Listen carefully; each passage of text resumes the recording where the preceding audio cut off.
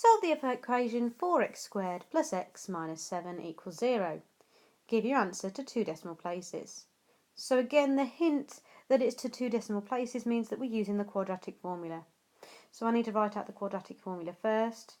Minus b plus or minus the square root of b squared minus 4ac all over 2a. Now I need to figure out what my a is, my b is and my c is. So my a is the number before x squared, which is 4. My b is the number before x. In this case there's nothing, but we know that there's an imaginary 1. And then my c is the number that's on its own, which here is negative 7. So now I need to substitute it into the formula. So I've got minus b, so that's minus 1 plus or minus the square root of b squared, so that's 1 squared, take away 4 times a, which is 4, times c, which is negative 7. And that's all over 2 times a, which is 4.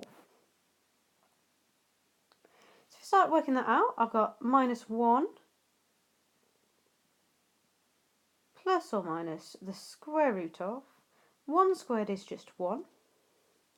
And then I've got negative 4 times 4 would be negative 16 times negative 7. If I put that on my calculator, so negative 16 times negative 7 is 112, and that's a positive 112. So just to clarify, I've done negative 4 times 4 is negative 16, and then times by my negative 7, and that comes out with positive 112, so we're adding 112. That's all divided by 2 times 4 is 8.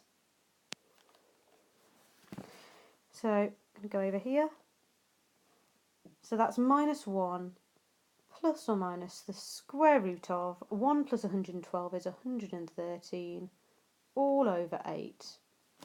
And if I put the first version on my calculator with the plus symbol, using my fraction button, minus 1 plus the square root of 113 all over 8 is equal to 1.20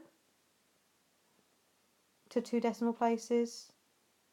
And if I go back with my arrows and change the add to a takeaway, I get minus 1.45.